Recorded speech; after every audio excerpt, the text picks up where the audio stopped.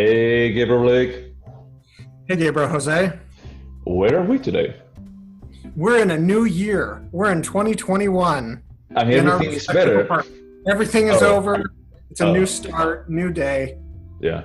But we didn't want to shock ourselves too much, like going back to dive bars. We wanted to just be like a bit more of a gradual step back into normality, and that's what we are at We home. may have a vaccine, but my social anxiety is through the roof. So we might see each other in like June. I thought, Baby steps. yeah, exactly. I thought that it was a bit more like you didn't think that your Chihuahua could actually survive without you at home at this point. She has no idea what life is without two gay men doting on her all the time. Yeah. I wish that was my reality too. Like you gave me. So did you have a good holidays? They were good. They were good. They were bizarre. As I mentioned like several times, out of the air. This was the first year that I was spending the holidays completely by myself, and I thought that it was going to be like a depressing kind of experience that it could only just be made worse with an angel visiting me because he wanted to earn his wings. But no, there was no angels visiting. I only spent like a lot of time with video conference with my family back in Spain. So that was good. And with who? With God. We zoomed on Christmas. What are you talking about?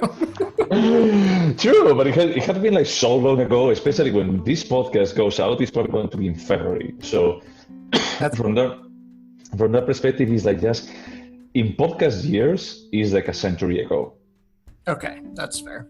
So, I'm sorry, Blake. I mean, you are the most. You have like a space in my heart, but it was a long time ago.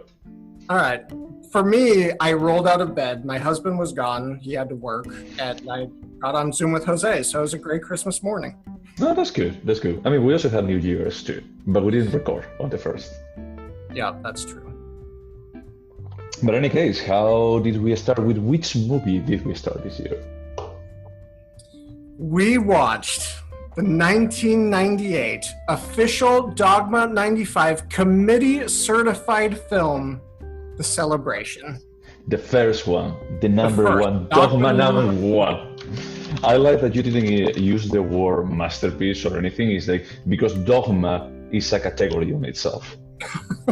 There were too many words. I wanted to bring in the fact that there used to be a fucking committee that said whether or not you were Dogma, and they were the ones that said, oh, yeah, this is the first one.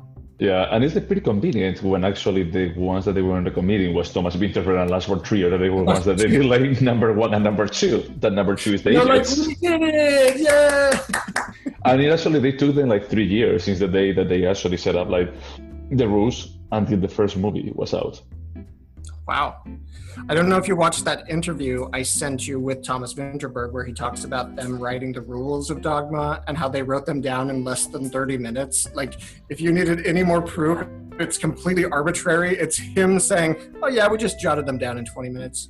Yeah, I mean, but the thing, we discussed this when we were watching the Five Obstructions. I still think that they're like a very good exercise in cinema. Now, Lars von Trier in interviews, he says that he was trying to save cinema from stagnation. It's not. It's certainly not. But as an aesthetic exercise, I still think that it's amazing. And to this movie, as we will discuss later, I think that it actually helps it. It elevates it. So, in the New York Times review of this film, not to talk about the film itself, but it says, this is the first of the new Dogma 95 films, which in 5 years is going to feel as fresh as the Macarena.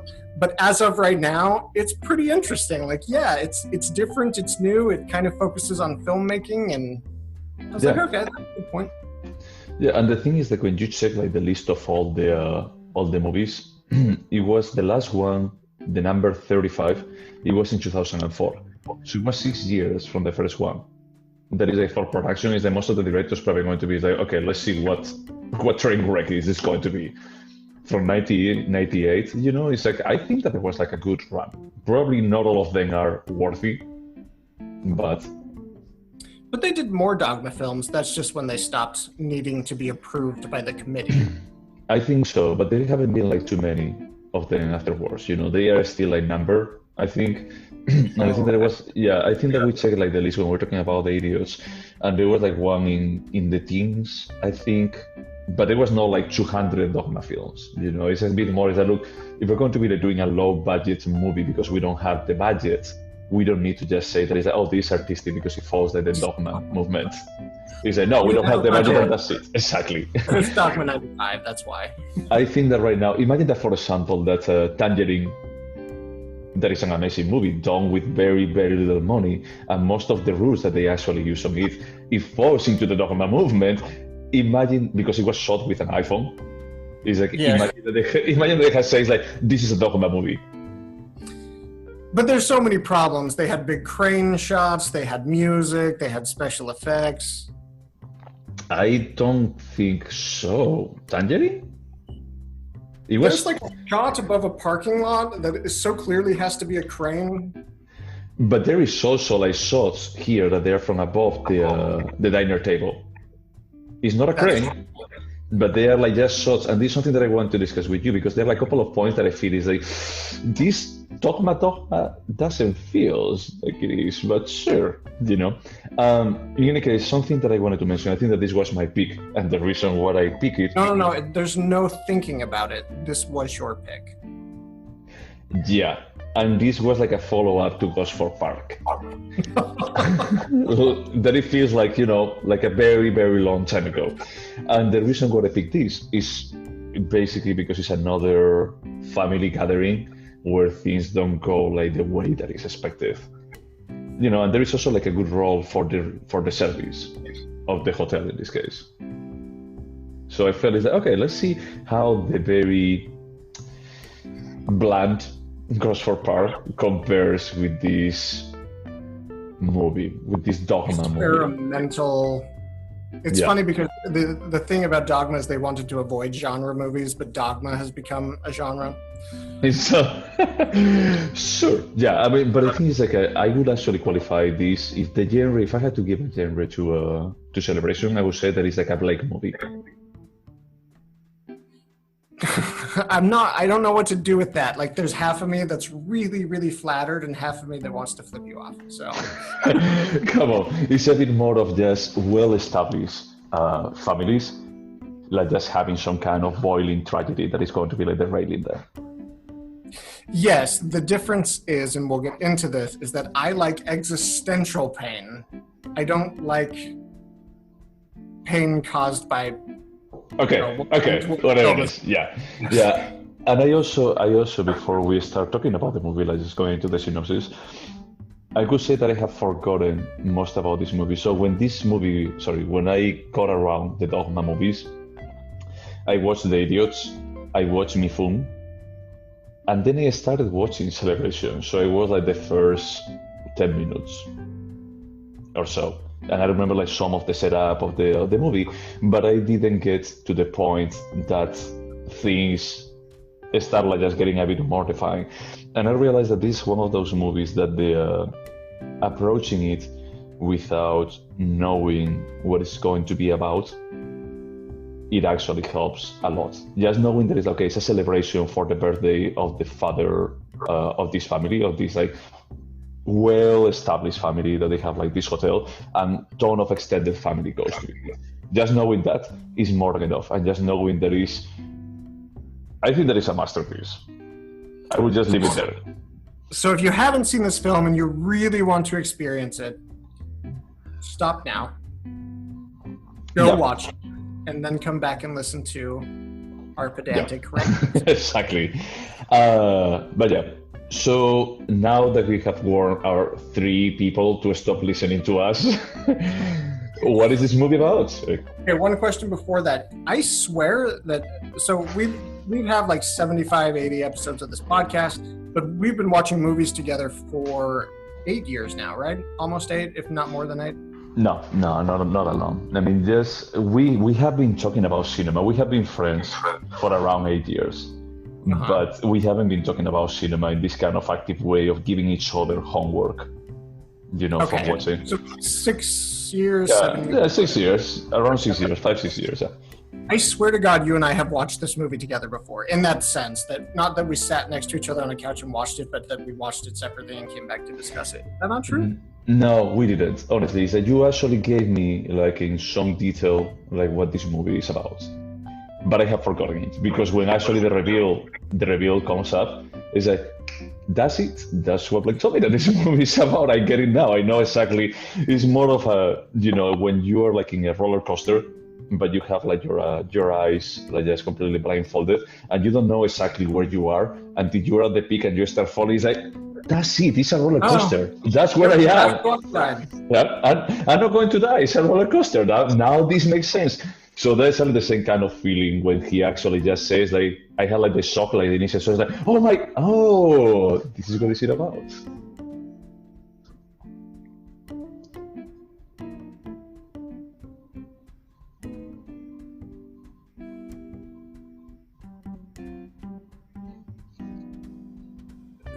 Does it ever give their last names? I'm not seeing them listed on IMDb. It doesn't matter. It's a well-to-do Danish family. They're all coming to friends, family, extended family. They're coming to a hotel owned by the patriarch, whose name is Helge. They're coming to celebrate his 60th birthday. Recently, and it looks like all this extended family, they only get together every 10 years for this birthday. Yeah.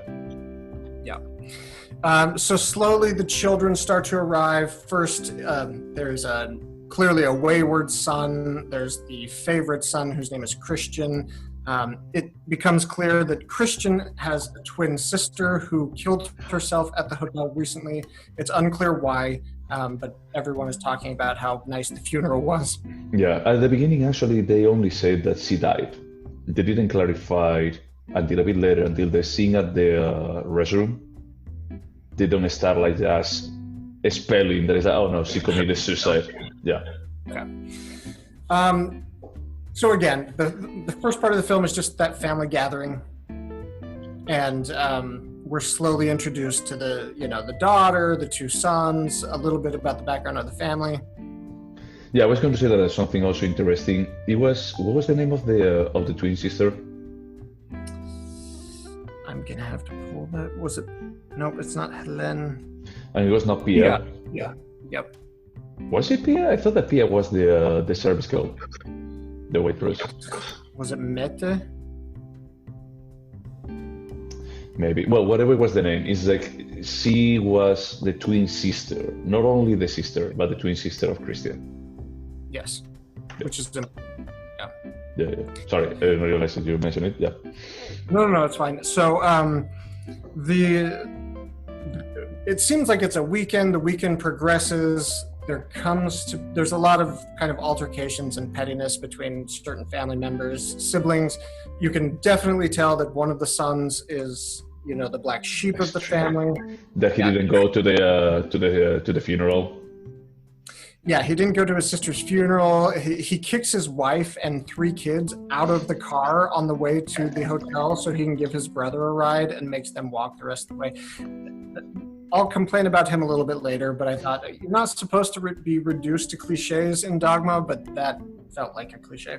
Mm-hmm. So as a dinner approaches, Helge asks Christian, hey, tonight at the dinner, can you say a few words about your sister? And the son says, no, don't worry, Dad.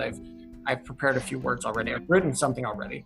Mm-hmm. So when it comes time for Christian's toast, and big spoiler alerts here, he gives a toast called Father's Bath or Daddy's Bath. No, one of the things that I feel a bit pleased about this movie, but I feel pleased because it's well made, is that he actually shows up with 2 different speeches. And he gives the choice to the father about, like, you want the green speech or the yellow speech? And the father says, oh, I want the green. And the green is like, father takes a bath. But we don't know what the other one was. Exactly, they never said it. And I would love to know. I mean, I'm pretty sure that it's like just a tease, but it was interesting. So the name of the one he picks was Father's Bath, Daddy's Bath, something like that. And it goes into a memory Christian has of how his father used to always take baths and everybody's laughing. And then he goes into detail about how his father, when he would take a bath, would demand Christian, and his twin sister would go into the study and he would molest them. And that's why Daddy always wanted baths. But I like that is actually the narration of that scene. If you say the frog in boiling water, he started just adding like small details that is like, that's cute, but a bit weird. Until he's like, oh yeah, and then he molests us. He's like, yeah, he used to just get us into the restroom, we were talking, and he would be undressing us, and then he would molest us. Yep, it's horrifying. And nobody, including the people watching the film, but especially the characters in that room, really know what to do at the moment. So the night kind of continues on with different toasts. The Christian tries to leave. He goes to say goodbye to his childhood friend who now works in the kitchen. And he knew about the abuse back then. He says, don't leave. We're going to make everyone stay. The hotel staff steals everyone's car keys and forces them to stay. And then the next major speech I remember is the mother, the matriarch of the family, getting up and giving the most passive-aggressive toast ever, slightly insulting each of her children, and then getting to Christian and saying, you've always had such an imagination. You had an imaginary friend as a kid, so nothing you say is essentially valid. And then to me, the most powerful toast is Christian getting back up and saying, hey, mother, remember when you walked in the study and you saw your son on all fours and your husband, mounting me, and you just turned around and left? Which was like, oh my God, all of these people are so horrible. But I have to say that it's true that when you were saying about the archetypes, is like how Michael, I think that is the other son. Thomas? Oh, okay. So Thomas... No, Michael. Sorry, the actor's name is Thomas, but the character's name is Michael. Yeah. So Michael is just basically a douche.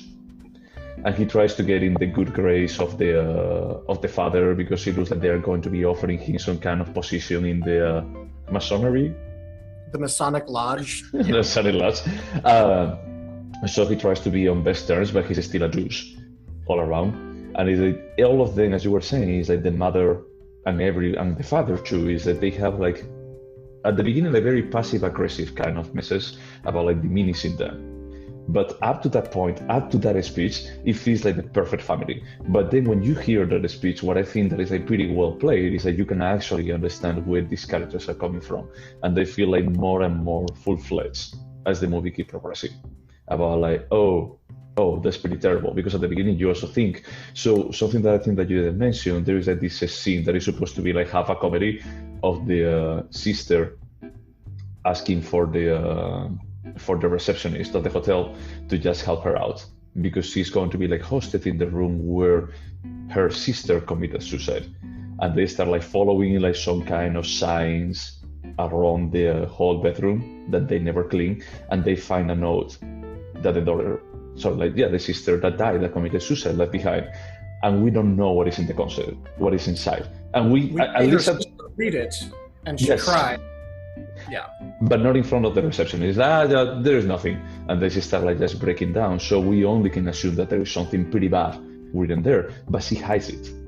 She's like, so it's almost like complicit, and you start like just having like a bit more of the kind of a gradual transition of the characters from that point. That at the beginning it feels like, oh, they are all terrible human beings. They're not the terrible human beings are the parents. And you bring up the character of the sister who seems to be a good person, but she berates Christian afterwards, saying you're insane. And this is after she read the suicide letter. So she knows what's in the letter. We don't. And she tells Christian that he's awful, that he's lost his marbles. And then her boyfriend shows up, who is an African-American man. And then there's all sorts of Danish racism, which got me super, super upset. Yeah. Do we know if he's African American? I mean, he speaks in English. He has a perfect American accent, but American. I don't know what he's supposed to be for the intent of the film. I believe all black people are the same. So it's not like they were saying he was black, but he's definitely American in terms of the way he speaks. Yeah. So did you feel like it was too much on the nose about the Danish society critique? So I haven't been to Denmark, but from everything that I read and hear, they are that racist. But maybe that's just my perspective because I consume Danish film and television. I don't know. I also consume a lot of Scandinavian film and television, and they often are very derogatory about the Danes. So I don't know what to believe. I need to go to Denmark to answer your question. Okay, maybe we should go once that this is over. We can actually try to hunt down Aspertrian. Can we? Sorry, so go ahead. Did I interrupt you? So, I mean, the rest of the film, there's a lot of conflicts, like specific conflicts between Michael and Christian. Michael at some points ties Christian up to a tree outside so he doesn't continue to interrupt the celebrations. The family continues to try and celebrate. They sing a very racist song to anger the black man.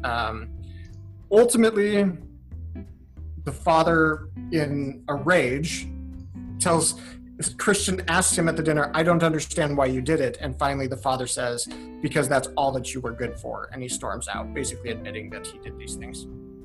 I had to say that is scene when he recognized that, because the funny thing is that they asked them, the parents asked them to say, "You lied. You are lying." They're not saying that they didn't do it. They're saying to say sorry for making it up. But they never say, "We didn't do that." Yeah, it's very clearly they're trying to protect this image that they have, that they're wealthy and close, and I don't know. It's a horrific family to observe. Horrific. Yeah. So honestly, this is something that I wanted to actually just discuss with you. Well, first is that when he actually says, "I say, what I don't know is why did you do it?" And when he says that is that that's the only thing you guys were good for, I find it just mind-blowing at that point. Like how he storms at the point after saying something like that. It was like, wow, this is probably one of the harshest things that I've seen in any movie. Yeah, it's horrific. And one thing that I left out from the description is there's this absurd dance around the hotel for the guy's birthday, and then they all come back to the table, and the Toastmaster says, "Now, as is tradition, somebody has left a speech on their glass. Can you please read it?" Christian's girlfriend, who's a maid at the hotel, she had found the suicide note that Helene had hidden, placed it on her glass, and she read it, and the suicide note basically confirmed, "I'm killing myself because my father raped me, and now he's continuing to rape me in my dreams." You actually have a strong confirmation Christian isn't lying. Like, this horrible thing happened. The father then admits it. The party kind of ends. There's a brutal scene where Michael beats up his father because Michael is the only one that's given Helga grandchildren, and he says, "You will never see your grandchildren again." And then there's a family breakfast the next day, and everyone's having a good time until Helga and his wife join the table, and they basically say, "You need to leave," and you can tell the family is broken forever. Well, he actually tries to have a heartwarming moment about saying, "I'm really sorry for everything that we did. I know that I only brought suffering to my to my kids, and I know that potentially this is going to be the last time that I get to see you, all of you, or any of you." And then Michael stands up and he goes to tell her, "I think that now is when you leave." And he leaves, and he asks the wife, and this is something that I wanted to check with you, is that he asks the wife, "Are you coming?" And he's like, "No, I think that I'm going to stay." Is that the thing is, she was completely an accomplice of what he was doing. That it didn't ring true to me at all. She is just as much of a monster as he is, if not more so, because she enabled him, she protected him, she lied for him. Yeah. So. Yeah, that part. That part is the part, okay, it's a pity because I think that this movie is really good. It's years ahead in quality than The Idiots. For me it is. It's I think that The Idiots is just Lars von Trier trying to troll us. And this is a story, that I think that it works. As what they're trying to say. Now, I think that there are some pretty obvious gaps on the script, Like, for example, like the role of the mother, there is like, no, she should be as hated as the father by the kids, or even more, as you said. It's like, it's like, no, just stay there. It's like we can just have fun because the father just left. Not everyone that was hidden, hiding everything that was going on. And I had the feeling that the some of the people that they work in the kitchen, on the kitchen staff, they knew about it. Like the main chef, that it was Christian's friend, it looks like he was like just looking forward to this speech and knew that it was going to happen. Yeah, Kim definitely knew about it, and Kim is the reason Christian actually had the courage to see it through. Christian wanted to leave after his initial toast, and Kim was like, no, you waited forever for this, you're going to see it through. Yeah. So yeah, I think a lot of people knew about it. I think a lot of people that knew about it were children at the time it was happening, so they were also powerless.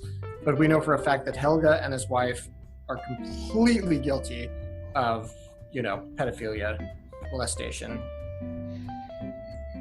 Yeah, and I honestly, you sent me a video with an interview, as you mentioned, with Vinterberg, and something that he was saying about like the work that he did with the camera is that when I was watching the movie, is exactly what I thought. It was like the camera is one more guest of the party. And it actually just makes you, and I think that it works pretty well. That's the reason what I think is like, if this was not Dogma, probably wouldn't have like the same impact for me, because if I feel like I'm at the party, I feel like I'm like just suddenly in this kind of pretty safe, pretty family friendly kind of environment, and I see like the protege of the family says, oh, by the way, you used to molest us when we were kids. And I'm like just trying to recover, but it's like it's because of the camera work, because of the resources that they remove themselves from using, why for me this works. And I loved what he said in that interview about how kind of the flip cam, where the screen pops out and you can kind of see what's being filmed, how that and the fact that there weren't these huge cameras set up, like instead of setting up a set that you were filming, you set up a party, and one guy at the party just has this thing on his hand. And so the camera follows around the guests rather than the opposite, where the actors are following around the camera. Yeah. And that is, without trying to be like superlative, it's the magic of Dogma, is that you get this kind of like experiential film going, experience. Like being there. Yeah, it's like you're there. It's like you're either a spy or you're an actual guest at the party. And because of that, it kind of allows you to feel, I think, a lot more authentically what the guests are feeling, what the people in the movie are feeling. And for me, and of course I was reading more about Dogma 95 when I was watching this, I was like, yeah, this works. This is reducing... it's reducing the film to the story itself and the characters, and it took all the artifice out, like music, like lighting, special effects, and it totally works. It works 100%.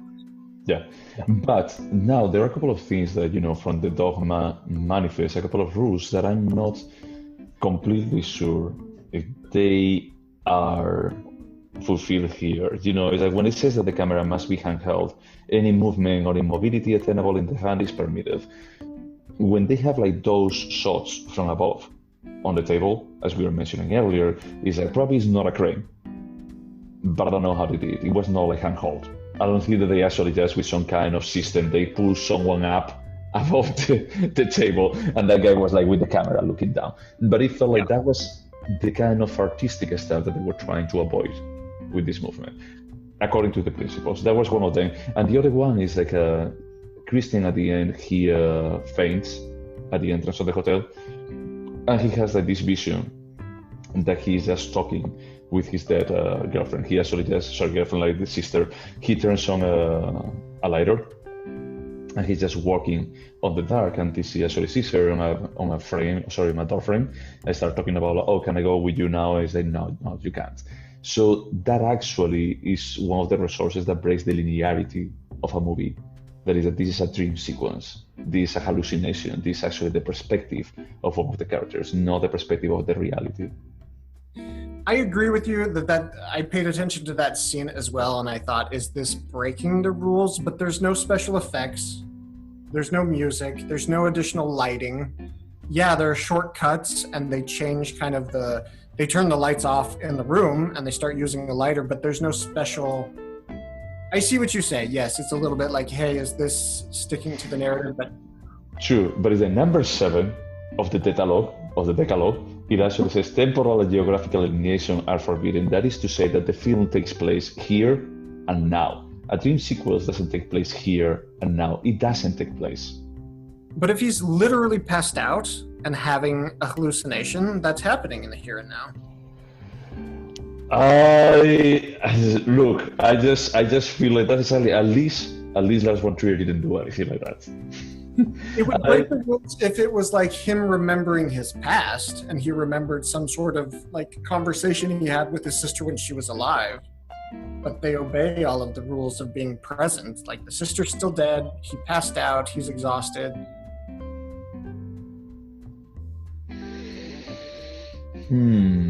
Honestly, I was a bit torn about that family. Sorry, about that scene.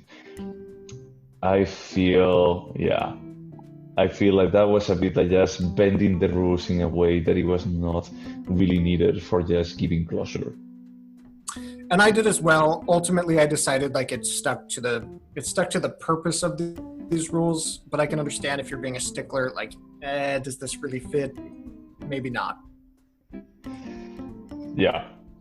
So I love that at the end there is actually like a conclusion of the rules that is like, furthermore, I swear as a director to refrain from personal taste! !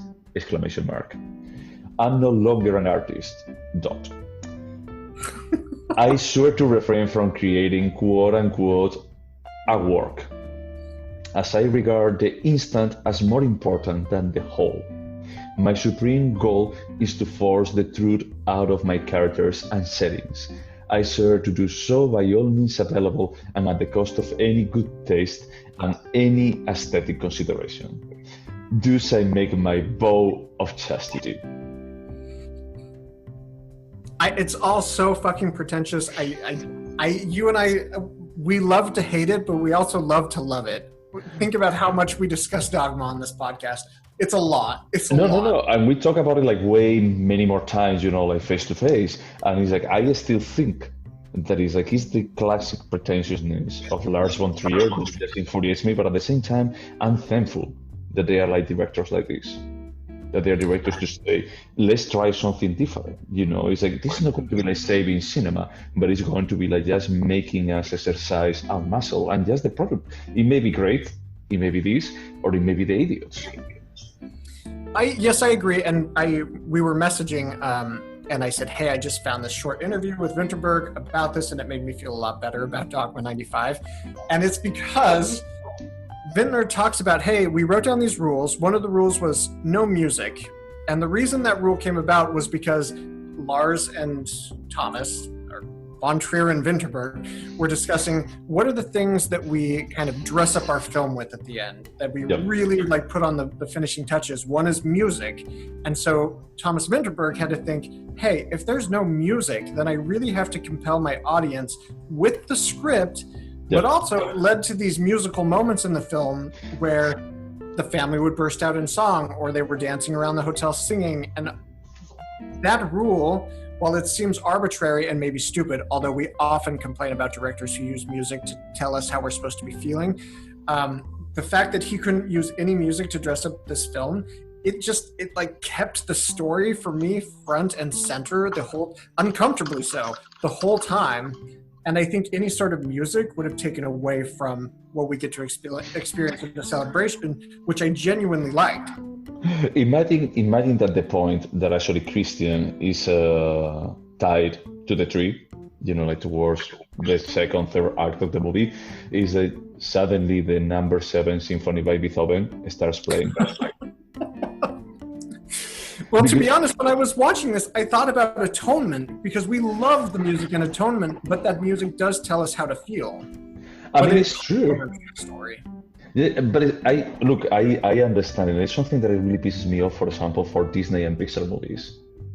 That is, this is beyond heavy-handed, because at least in Atonement, is that the soundtrack is something that they created from scratch, and it's actually just adapted to the story itself, as we mentioned about how it integrates with the action that is happening. The typewriter, the hits on the car. That is like is good. I mean, Philip Glass did an amazing job there, and it's like is it still superficial? Yeah. This is cinema. Cinema is smoke and mirrors. What Dogma was trying to say is like, what happens when you remove the smoke and mirrors? And at least they didn't force that. I'm surprised. Probably they even thought about this. They didn't force you to just do it as a single shot. But the idea, it almost feels like what they're trying to do is they're just making cinema looks as close as possible to a theater piece. I can see that. And I think that was one of the reasons, at least when I saw Dogville the first time, it's like, oh, okay, now you're going fully. That is like Dogville is basically like a theater play, adding like some radio drama. Basically, it's like it's a minimalist theater play that would piss you off if you saw it because it's so pretentious. It's pretentious, but it's like once again, it's like I love to hate, I hate to love Lars von Trier because it's like I still think that what he does is interesting. Is at least interesting. That 99% of the directors out there, they're not interesting. I agree. And as much as I love to hate that it's true, Dogma 95 made these directors more interesting. That's true. But at the same time, I also had the feeling. Do you remember that? What was the name of the other director on the Five Obstructions? Jürgen Leth. That it almost felt like Lars von Trier was toying with him and torturing him. Mm-hmm. I had the feeling that that somehow Lars von Trier was already playing with most of the Dogma ideas before 95. Because if you remember Rigged Kingdom, that TV show that he did, the horror TV show that he did about like the haunted hospital, it was like basically a Dogma horror TV show. It was like like a handhold cam most of the time. Everything was like trying to be as realistic as possible, like deviated, like just naked from any music or other kind of resources. And I felt like this almost feels like Dogma is an evolution of this, about like what you were trying to do with this. Or Breaking the Waves is 96, so it's like he was already doing it, and he was like, oh, I could actually push it a bit forward from this. I don't think that besides the bells on the sky at the end of Breaking the Waves, I don't think there are any other special effects on that movie. It's been too long since I've seen it. I wouldn't be surprised if that were the case. But yeah, I mean, you can see from his filmmaking, I mean, even from Europa, where he forced himself to make that film under these crazy constraints, where he had his actors act in front of screens that were pre-recorded. Like, he's interested in putting restraints on people. I mean, that's magnified in the Five Obstructions. So yeah, it's almost like he was playing with Thomas Vinterberg, and he made Thomas Vinterberg feel like it was his idea too. And he's like, let's put our names on this. And we'll make Dogma 95 together. And you would do the first one, just in case. Yeah, you just see if you can make it successful, and then I'll make a film after that. But it's okay. For me, I see that Lars von Trier was aiming towards something like this. This was not for him like, oh, I accidentally did The Idiots. He said, no, you did Kingdom, you did Breaking the Waves, and then you did The Idiots. That is like a progression towards, and so like not addressing cinema. With Thomas Vinterberg, I'm not familiar with his cinema for actually just, it was like just leaning towards this point. So when he did The Celebration, he was 6 years out of film school. I do know that. I've tried a number of his other films, and to be fair, it's more recent stuff.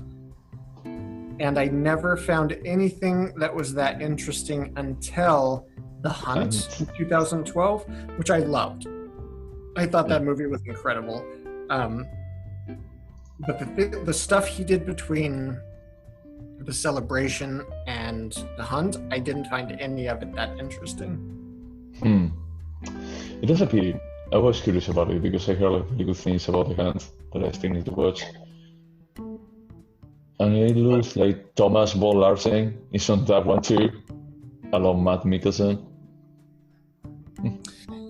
If you look at Dear Wendy, which he did in 2005, which I really had high hopes for because it has an interesting cast. Jamie Bell, who went on to do Nymphomaniac Volume 1 and Nymphomaniac Volume 2. Bill Pullman.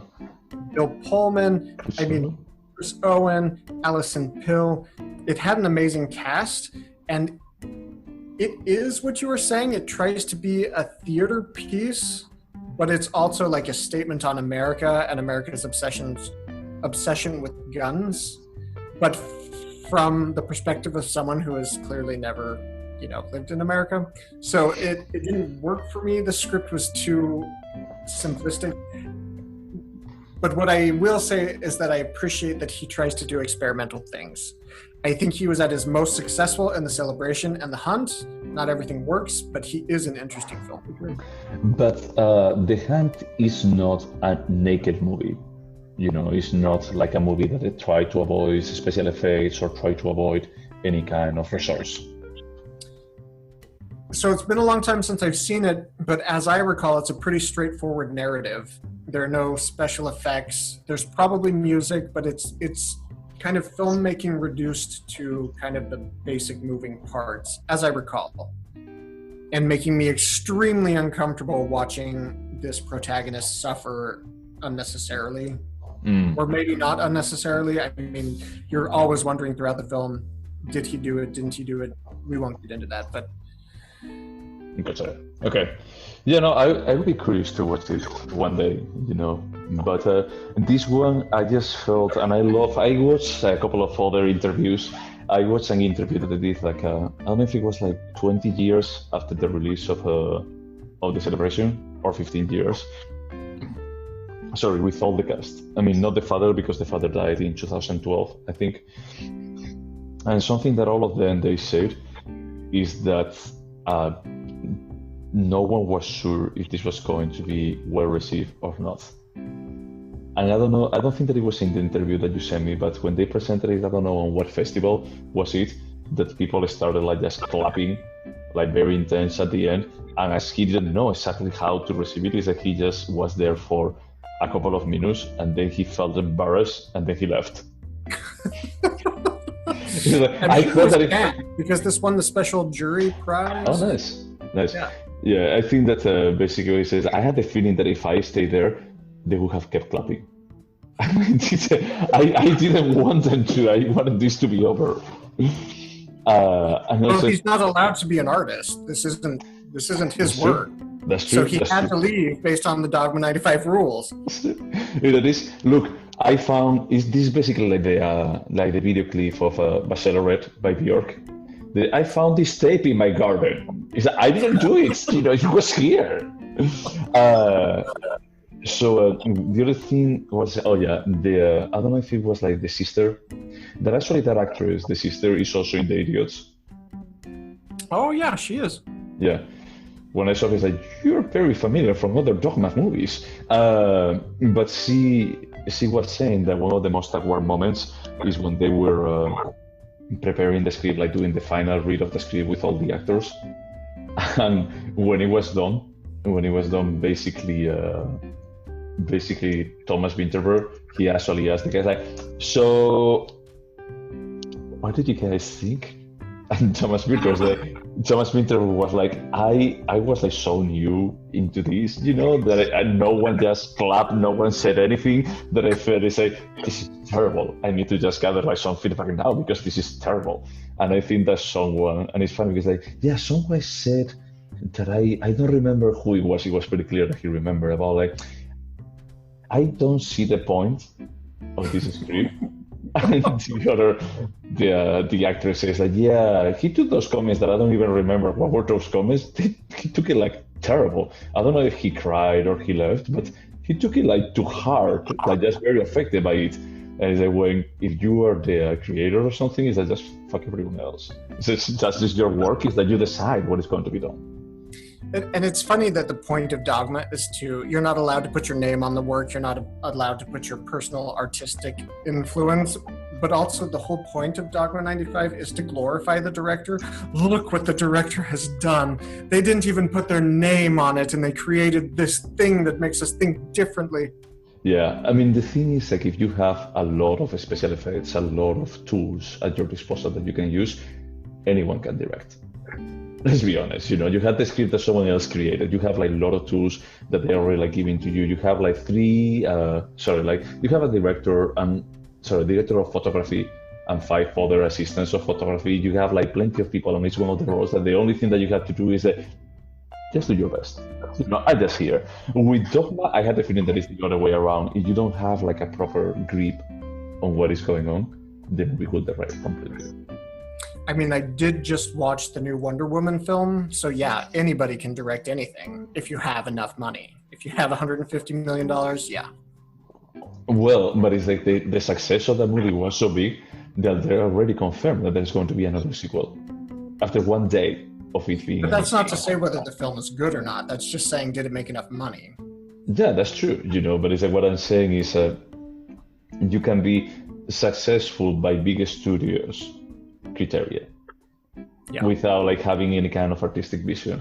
And I think that Dogma is very incongruent, and it's like very like to stroke the ego of Lars von Trier, let's be honest, about like there cannot be any kind of reference to you as an artist, but at the same time it's like if you're an artist, this is not going to work. I feel like that specific rule is a way for Lars von Trier to co-opt the work of others. Like, you can't put your name on it, but everybody's going to know this is Dogma 95 and my name is Dogma 95. Yeah, that part is, you know, a bit infuriating. I think that is just the false humbleness that he may have.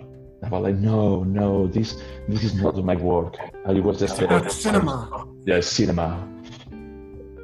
But overall, I really like this movie. I mean, it actually worked for me. As I told you, I think that before we started recording, I wanted to hear your opinion because I wanted to just check if you could convince me to actually like just raise the score a bit more. I would recommend this to watch it to everyone, but I was like, is this like an A movie or a B movie for me? Without like going into the score, you know, but it was a bit more like the flaws on the script are pretty obvious when you start like just digging into it, but what it remains is like the impact of what happened. Do you want me to answer that for myself? Sure, yeah. So this movie has a lot of very big problems, but it doesn't matter. This is an A movie. This is something new and interesting. It's something that's new and interesting, even considering that it's 23 years old at this point. Wow. Like, and it's still different and new and something we haven't seen before, which is crazy. And this is a good movie. It's a really good movie. Oh yeah. No, I don't think that anyone would debate if this is a good movie or not. You know, my question was a bit more of like if the problems from the script, if you feel like they actually just deter or reduce the overall impact of the movie as a whole. So this was at least my 3rd viewing of this film. Maybe my 4th, but no, I knew the plot line. I knew everything that was going to happen, and this is still an incredibly impactful movie. And I was not looking for holes, nor did I notice them while I was watching it, because it doesn't matter. You're like experiencing what happens this weekend at this hotel.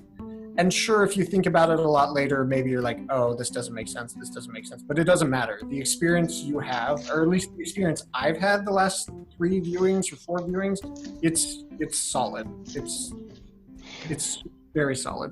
Do you think this is a movie that, I mean, because the thing is, when I started watching it, I realized that, I started watching this long time ago and I never finished it. It was like just the 10 minutes. Do you think that this is a movie that's, well, maybe we should go over the questions, but my question was like, if you would enjoy rewatching it again, like a year from now, and you would be like, just, like the impact is no longer the same. It might not be a year, but definitely in 2 years, if I were to watch this in 2023, it would be just as enjoyable. Well, the experience isn't enjoyable, but it's an experience. It's an experience worth going through. Yeah. So you would definitely watch it again. Yes. Yeah. Completely. Yeah. Yeah, I think that I will watch it again, and I'm like just curious about like with me changing as a person, what is going to be like my perspective of a movie like this, that it has like so much of a emotional shock the first time. It's not like, oh, actually he was dead from the beginning. No, but it's a bit more of a, I know where this is going. I know exactly that this is the roller coaster. Like the blindfold is no longer there, but can I enjoy the roller coaster the same kind of way? I definitely could. I knew the words were coming out of Christian's mouth, and it didn't make it any easier, any more familiar to watch and see everyone's reaction. So in my mind, in that way, this is timeless. Not to skip questions, but this is... Well, now that you actually jump there, if it's a timeless piece, yeah, for me it's timeless. Yep. There is absolutely nothing that it actually just hook it to the to that specific time in the 90s. That's the first thing. And second is that the topics that they actually talk about, that shock of, oh, the child was molested, is like it would be equally shocking now as it was like 20 years ago. Yep, completely. Yeah. Would you recommend this movie? Yeah, I would recommend it to a lot of people. Not to my mom, but to most people, yes. Okay, so you wouldn't recommend to people that they have kids? I would, so I'm thinking specifically about my work wife and her husband. Yeah, I would be like, hey guys, watch this. They have kids. Yeah, kids, okay. Hopefully they are not molesting them. Yeah, I think I would actually recommend it, and I think that this is a movie that I would even recommend my parents. You should do that and record it. No, because there is something with the kind of ending. The kind of ending feels a bit of a Capra ending. I was expecting like just murder, like ending with murder. Like just killing them. But there is a pseudo happy ending to it. Is that the father gets like somehow like just a justice, is okay, you're going to be like just completely excluded from the rest of the family. That, and you're coming to terms with that. Is that Christian decides to actually just take a gamble with the girl and just do that, like just dating her, like moving to Paris together. The song feels like it has improved Michael. It is like he's a bit more from the moral compass better. Albeit we skip all the sub story with the affair that he had with the girl of the staff. The hotel staff, which is fairly inconsequential. It just goes to show his character is super disgusting, which he is, but which made the moment when he beat his father up, saying you'll never see your grandkids again, all the more like, okay, he's turning a corner, he's standing up for what he believes in. Yeah. But it's like basically, that's the reason why I say that it's almost like a Capra movie. That is like everyone is just finding the North Star, the North moral star, and just making things better. Yeah, or at least attempting to. Well, with what we see on the screen, it looks like everyone has improved at the end of the movie, except the husband, the father of the family. And the wife. The wife is still just a giant piece of shit. But that's the reason why I feel like so shocked that she's allowed to stay in the breakfast room. That really, really rubbed me the wrong way. I don't know why they decided that. I don't know if in 1998 it was still like you protect. It's okay if you protect, as long as you didn't do the raping. It's fine. I don't know. But I mean, when you have like the speech that she gives about like now you can. I love when she actually says like now you can stand up and apologize. 5 seconds of silence, and it's like now is a good time. And somebody says, "Get your shit together," or like, "Get your act together." Exactly. And then he stands up and he makes things worse. But yeah, I would recommend it because I think that there is a positive message. If Christians had ended up like just committing suicide because no one believes him either, I wouldn't be recommending this. It would have been like probably more impactful, but I wouldn't recommend it. I just want to be super clear, though. If somebody's listening that hasn't seen this movie, this is not a feel-good movie. There may be some like improvements at the end, but there's no feel-good after-school special sort of. It's just like, hey, we survived this horrible thing. We know it was wrong. Where do we go from here? Okay, I see what you mean, but at the same time, I have to disagree a bit, because it almost feels like a moral ending. A moral improvement. As I told you, it's like Michael is at a better spot. It's like he's actually just fighting for something. When at the beginning was like a sleazy guy, basically. Christian builds up the courage to asking the staff girl to just move in with him, And the sister actually built up the courage for reading the note and just standing up by it. Because she could actually made up a lie at that point of just breaking the note. So she decided to come out to terms of just stepping up and speaking up, basically forced by Christian. But it's like all of them, they are like better people at the end compared with the terrible people that they arrive as.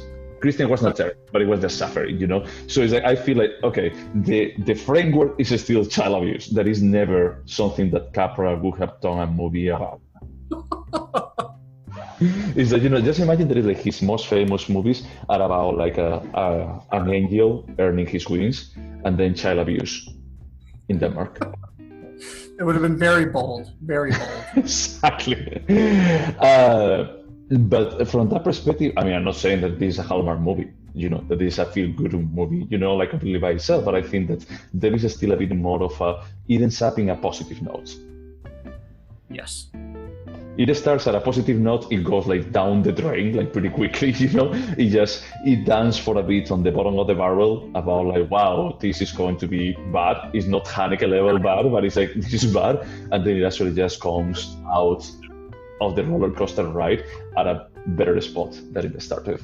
Yes, all the characters except the father, there's hope at the end. And they've shown that they're willing to make decisions that will improve their own situations and the situations of those that they love. Yes, that's true. Yeah, except the mother. What the fuck is going on? Except the mother who... So would you remember this? Did you actually, as you watched it like multiple times, did you remember everything? The major plot points, yes. Obviously, there were little things that I had forgotten. For instance, I forgot the mother had witnessed what had happened, but I didn't forget Michael or Christian's toast. All of that I knew. So yeah, it's a very memorable film. Yeah, I actually remember the scene was when the sister was like just hunting, like just following the clues on the room. There is not a transcendental scene or anything, but it actually just plays with the idea that no, this is not only a genre, and this is like basically the surreal, almost comedy, almost comedy kind of a scene about like magic realism, and that one actually stuck with me, but then I stopped watching it. But that was actually a scene I got a little bit upset at when she was following the signs in the hotel room and they hear the bath turn on and they both get freaked out and they're like, oh yes, it's my sister. And I was like, is this breaking Dogma rules, or did someone just like turn on the bath and shut it off? I think that she was just messing up with him. But we hear it as the audience.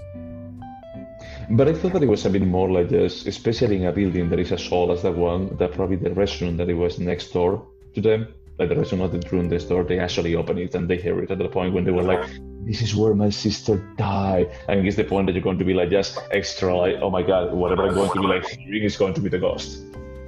Yeah. So I felt at that point, it's like, it was a cute thing, sure. I mean, because the thing is like, I'm pretty sure that Last Frontier wouldn't have allowed Thomas Vinterberg to get away with something like that. So probably that they recorded like 100 times, like just opening, like pretty loud, like opening the tap next door. Lars von Trier is like, this is the first Dogma film. You have to do it right. like that random person telling Chris, like, get your shit together, Vinterberg. So this one is easy. Do you think that there is anything artistic about this? Yeah, I mean, he takes all the ridiculous, arbitrary rules of Dogma, and he really makes a film that's good. It's not like, okay, it's a good film. It obeys 98% of the rules, And it's a really impactful experience. It's uncomfortable for sure, but you can't deny that 95% of people will engage with this film emotionally, which is not an easy thing to do. Yeah, definitely. And I think that it's because of just having like a bare bone movie. Yeah, about like no special effects, no lighting, no extra sound. Yeah, and it doesn't feel. I wish that we could actually just discuss this one with Edwin, because for me it doesn't feel like an RC movie. Come back, Edwin. We'd love to have you co-host. Yeah, we miss you. We miss you. we should have like some kind of the RC button, like Taboo, that board game. Just having something that like, okay, exactly. We get like 2 RC, it's like, So I don't think. The funny thing is like I feel like Dogma tries to be as artsy and pretentious as he can get, going the other way around. It's like, what about if we remove all the kind of artsy, visual language that we have developed, all the metaphorical stuff that, for example, Enemy uses? Is that we're not going to be allowing you to use any of that. Can you still doing something artistic? Yeah, which is the cool thing about the movement, the quote-unquote movement. Yeah. So for me, there is something like pretty artistic about it, but at the same time, I love there is something artistic that it works on this context. It's like, I think that in this movie, this adds to it. With the idiots, I still feel like I'm being trolled. That's fair. But I also think that it fits into what Lars von Trier likes to do. It does. It's a nice, convergence of Lars von Trier being a douchebag and Dogma 95. Yeah, it's just like, okay, this is like, I don't know, like marrying gin and tonic. It's like, we were made for each other. We already mentioned about like if it's a timeless piece, but would you turn this into a TV show?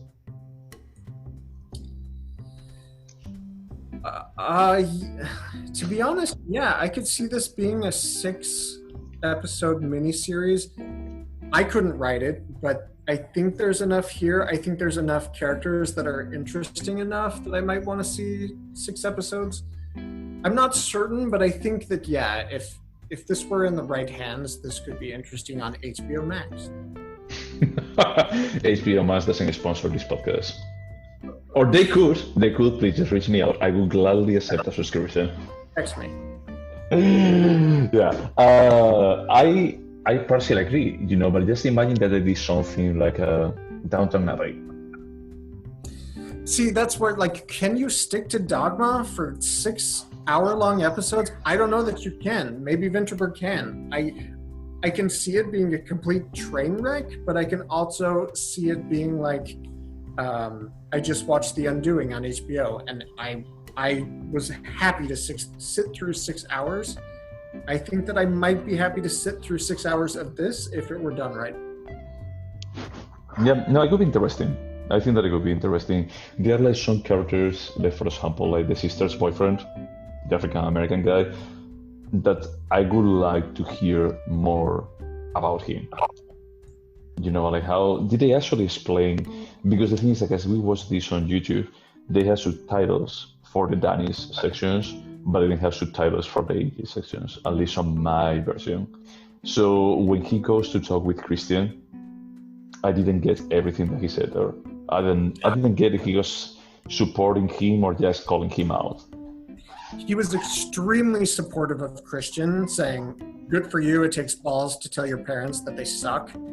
And then he was extremely adversarial towards Michael. He tried to toast like, "Hey, I'm toasting your brother because you're a piece of shit." Like, he was a very good guy. He was super supportive. Gotcha. But I would like, do they ever mention what does the sister do for a living? Because they say that she dropped from a school. Oh yeah, that's true. Yeah, anthropology, and that she was like a socialist. It was like the worst. And in the Wikipedia plot description, it said that she's extremely well-traveled. I don't know what that means, but I think she gets to go to a lot of different places. And that's illustrated in the fact she's willing to date a black guy. Well, probably he brought a black guy from the States that doesn't speak a single word of Danish. Yep. So, yeah, I don't know. I mean, I think that this student maybe would actually just benefit from just having like more time for just developing like some of these characters that they are on the sidelines, or even like the stuff about like how it is like just living with this rich family that the kids abuse out of you in some kind of way. Some of them they were like your best friend, otherwise were abusive, like Michael towards you. Is like how is helping, because all of them left, but you guys have to survive the suicide of one of the daughters, and basically it's like she died this year, and the parents are like, oh yeah, let's do the celebration of the 60th anniversary. This is more important than actually just living for her. Yeah, I think there's a lot in the script to be clarified and discovered. I could see more of this film. Yeah. Cool. So should we move into scoring? Yes. So what is your score? 8. Okay. So my score is an 8.5. I was debating between an 8.5 and a 9. Because I think that this is like good cinema. It is like cinema with a capital C, let's say. But at the same time is that they have like those small like glaring problems with the script that I feel is like, why when Dogma is supposed about like just to elevate the script and the acting of your actors, no one read this?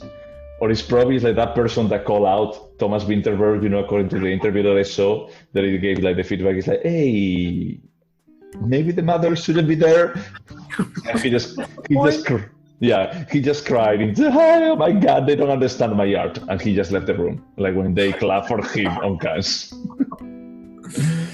Yeah, so for me, this is way better than mediocre. This is better than good. I think it's a great example of how Dogma, the stupid Dogma 95 rules, can elevate a piece. Mm-hmm. Because I do think the rules elevated this piece particularly. Ultimately, is it, a 10? It's not. No, but I mean, this is a pretty good piece of cinema. It's rewatchable. I got a lot from it. Yeah. Definitely, I would be recommending this. And even if I figured it out, if they can see it in Spain, I don't know if I would feel comfortable watching it with my parents in the same room. Is it on filming? No, it's not. Oh, it's not. So a major flaw.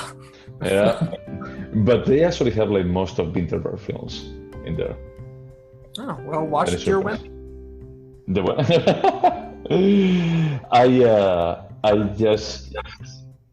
I don't know. I would feel curious to hear about like what my parents have to say about this one. If they watch it, please let me know. Yeah. Did you watch it with your husband? No, but he came in while I was watching it, and he's like, "Haven't I seen this film?" And I said, "I think we saw it together." And then we remembered he and I watched it together once several years ago. Gotcha. I think I've forgotten about it. No, he remembered the major plot lines. He's a very delicate little flower. He doesn't like negative emotions, and so this was hard for him to watch, he says. Okay. Okay. I'm not saying anything else. I'm just letting that thought like marinate in the back of my head. Consuming art. He doesn't like anything. Like, he would never watch, what was that Russian film we love so much? Love? No, Loveless. Loveless. He would never watch that in a million years. It's way too negative for him. What is negative about it? It's just so sad. It's like there's no happy ending. Everyone is miserable. A kid dies. Spoiler alert. We don't know. We don't know that he died. We just don't find him. Maybe the father of this family found him first. We don't know. We don't know. The director doesn't want us to know. Exactly, yeah. And that's like the part that is like more, well, it doesn't matter. We don't have to go into Loveless. One day we should actually just go back into that one. Because sure. I feel like that's a perfect 10. And we so rarely have perfect 10s on here. Yeah, I wouldn't mind like just be watching it again because it was a shock. Or maybe you know the director, no? I've seen he had another film called I was Leviathan. Leviathan. Yeah. Those are the only two I've seen. Oh, gotcha. Yeah. I'm curious. With Leviathan, I felt like, I see what you're doing here, but Loveless was like a round product, like completely flawless, as I Wait, remember it. is he the one that did? Oh, he did The Return. Good God, The Return is an incredible film. Is it better than Loveless? It's a much smaller scale. It's very intimate about a father taking two sons camping. I loved that film so much that I bought it. It's so disturbing. Okay, so it's more like Haneke disturbing? No, it's everything is subtext and you have to wonder what actually happened, but it's just very unsettling. Very unsettling. Alright, no, that's good. It's a good, I will add just the director to the list, and we can just pick if we want to rewatch Loveless or any other of his movies. He hasn't done anything since Loveless, so... Yeah, he should. He should do more. Okay, man. So, what are we going... So, do we have anything else to say about Celebration? About Dogma #1 Celebration, not directed by anyone? The only thing that I would say is if it felt like I had a lot of complaints about the film, it's true I do, but I feel like this is elevated cinema. It's really good. It's experimental, yes. It's a difficult watch sometimes, but this is definitely a film worth watching. Like, it's just worth watching for anyone. Maybe you don't watch it with your parents, but both you and your parents should watch it. So, yeah, I mean, it really depends with the kind of parents, because the thing is that the parents on this movie, they are presented in a very kind way at the beginning until they feel themselves against the wall. And they start like just being like pretty deprecating towards their own child. That from that point is like the speech of the mother, like just diminishing all of them. If he's like, holy shit, you're a girl. She felt like the biggest villain of the entire film. Like, yeah, I can't even like defend a sexual predator of children, but she was so disgusting. She protected him so well. But not only that, is like, look, I understand that, for example, there are like some people, and I don't know about Denmark, what is the reality, but it's like people that they marry, and they're basically just neutralized as a human being. They're just basically like a placeholder. Is that you're going to be like doing whatever your partner wants. You no longer exist as an identity of yourself. So from that perspective, is that if that was the character of the mother, I could get it, but she's not.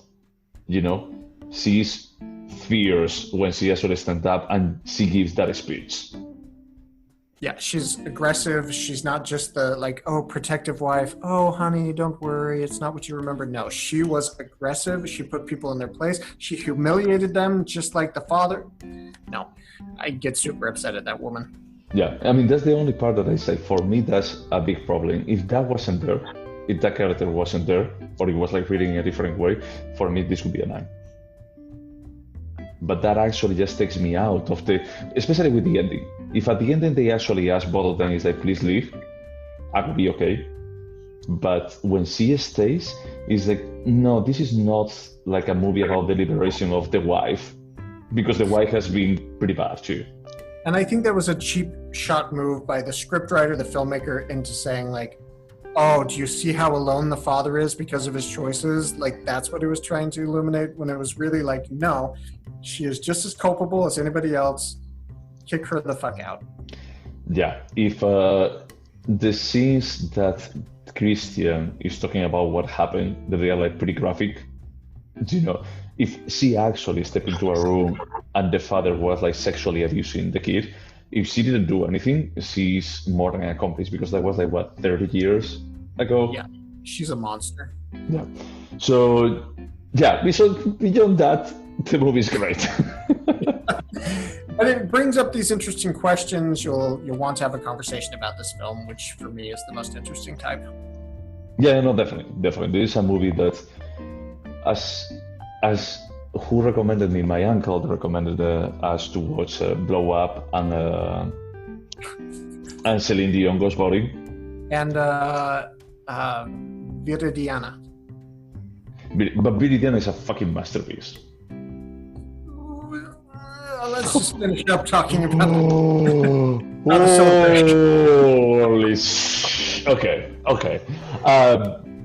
So what I was going to say is that he was saying that cinema back in the day, because he's older than us, probably 20 years older, is that he was telling me that like cinema back then had like an added value. It was not only about like just sitting down for 90 minutes or 2 hours or 3 hours whistling, goes boring, but it's also about like the kind of experience that you take out and you're going to be like discussing with other people. It was more like art. Of course, you will have like a stupid entertainment, or very like defined cinema, but they were going to be like just movies, like many movies that they were like just everywhere. It was not like a one-off kind of blockbuster. It's like, actually I thought during this blockbuster, like when people were saying, it's like Mad Max is not a good blockbuster. Mad Max is a good movie.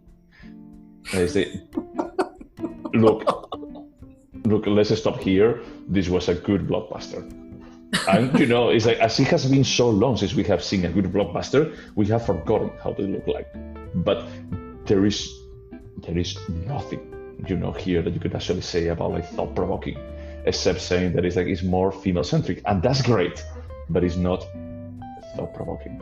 So I feel like just, for example, like this movie, or like Celine Dion Ghost Body or Blow Up, is a movie that it was not only about like the time that we spent like just watching the movie, it's about like all the memories that we took and all the conversations that we will have about it. Which is something this film gives with generosity. Yeah, or Dogma in general. Dogma gives in generosity. We will never stop talking about Dogma, so. Yeah, we should actually just go to Denmark and just be thankful to Lars. If we Lars. Yeah, Lars. I mean, just knowing your luck with Bjork, it's super easy. I figured I'd meet her at a fish market. I met her at a coffee shop. Mm-hmm. Yeah, that's true. That's fair. So what are we watching this? We're going to watch next the Stanley Kubrick masterpiece, Eyes Wide Shut. You haven't seen it before, right? I only watched snippets of it. Okay. I've seen it before. I've seen the European version. I've seen the American version. I've seen any cut there has been. But because we recently watched Gosford Park and Sex and Lucia, it just felt very apropos. So we're going to watch the American version of Eyes Wide Shut because that's the one I think is the best. Gotcha. Why that one is the best? I need to ask that. So the European version had a lot. There's several sex parties, and the sex was shown very graphically because Europeans are very, embracing of sex.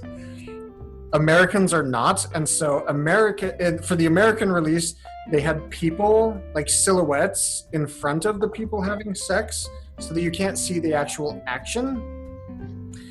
You just see kind of an idea of what's happening, which, in my mind, censorship is not okay. But I saw both cuts, and I feel like not being able to see everything that's happening actually adds to the mystery. Like, it really does add to the film. And Kubrick felt that way at the end. He was like, yeah, this is better not to just see everything that's happening. Gotcha. So he died how long after finishing I Was Sad? To be honest, I have no idea. Because his next movie was going to be AI, that Spielberg continued for him. Oh my gosh. He died in 1999, and this film had to come out. Yep, that film came out in 1999. Oh, so he died sadly on the release year. Yep. Well, I would say that it's pretty impressive that Eyes Wide Shut for renting is just $1 on Prime. Wow. It's like the cheapest rent that I've ever seen there. I have the Blu-ray if you want to. In your new frugal life, save this $1. I think that I can afford $1. I think. Right. I'm still not at that level of frugality, let's just say. Yeah, and this is like 2 hours and 40 minutes. Okay. We'll have to allocate some time for this. And also, one of the inspirations of this was me watching The Undoing, which is a miniseries on HBO that stars Nicole Kidman, and I swear to God, the director of this watched Eyes Wide Shut like 20 times and was like, I'm going to have Nicole Kidman do the exact same things in this TV series that she does in Eyes Wide Shut. So I'm curious to watch it again. Cool. And you actually told me that you like it. The movie? Yeah. Yeah, I love it. Okay. It's my favorite Kubrick film. Well, I'd have to readdress that, having, aged 15 years, but it used to be my favorite Kubrick film. Now I think it might be 2001, but let's watch it and we'll discuss next week. Yeah, that sounds good. Okay, man. This was great. Anything else to say about Celebration? Watch it. Yeah. I mean, you have... No. The thing is, you should have watched it if you have come to this point in the podcast. You should have. If you haven't, shame on you. That's not shame. We warned you. We never warn people, but this time we did. So we are pretty happy that you watched Celebration to get into this point in the podcast. In any case, thank you so much to our 4 or 5 listeners out there. And wash your hands until you get a vaccine. Bye.